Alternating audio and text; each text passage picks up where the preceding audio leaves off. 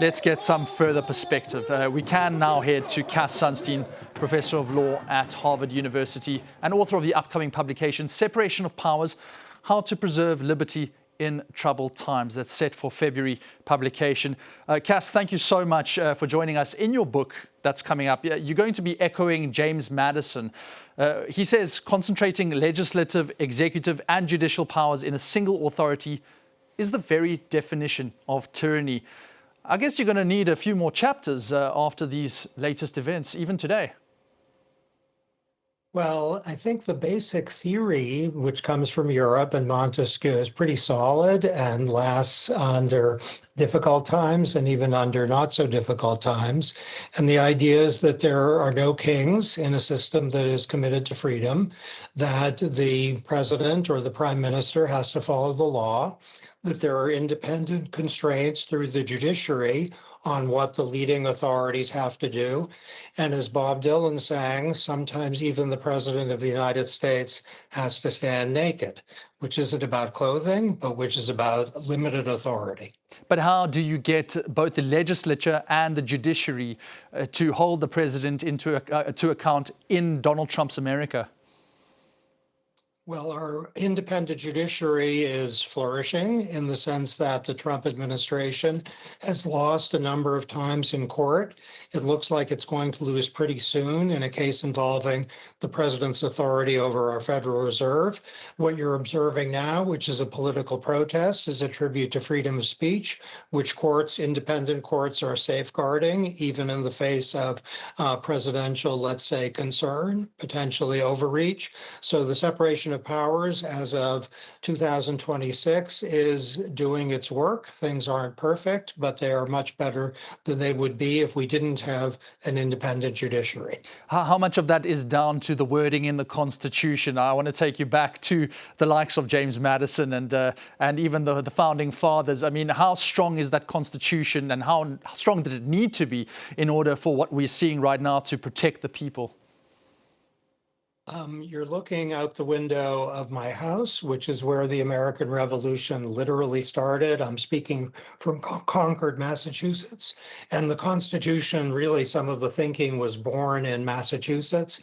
And it is the origin of the freedom of speech, which you're observing in practice, freedom of the press, which is part of the First Amendment to the Constitution, and the separation of powers is a form of Bill of Rights. So the very idea that any president has to follow the law and can't make the law, that is part of protection against tyranny.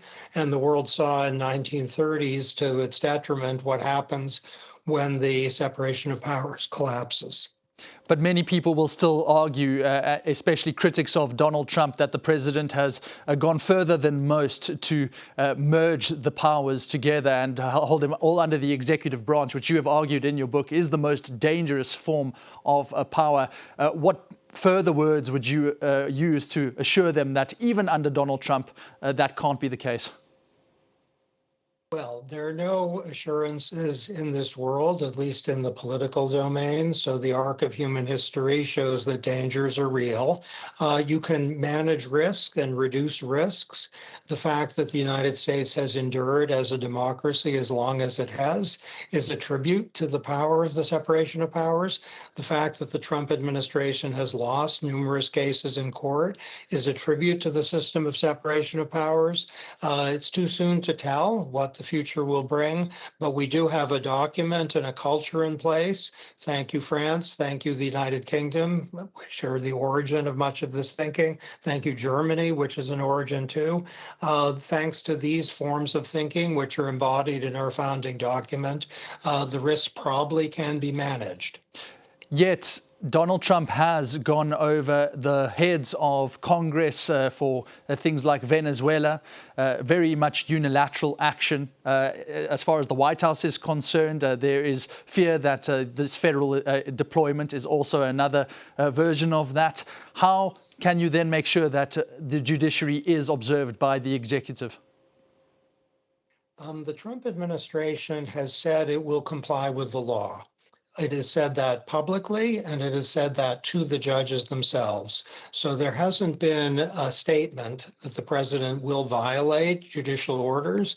On the contrary, we've seen repeated statements that the president will comply with judicial orders. And broadly speaking, that's exactly what we've observed. So no one has a crystal ball. The United States is encountering, let's just say, unusual, maybe unique challenges. But as it stands right now, the Supreme Court and the legal system are in place and are holding the president to account, and not infrequently saying, Mr. President, the answer to this question is no. Professor Cass Sunstein, fascinating insight. Thank you so much for joining us there from Harvard University. Don't forget his book, The Separation of Powers, How to Preserve Liberty in Troubled Times, will be out in February. That is very much on topic and on point.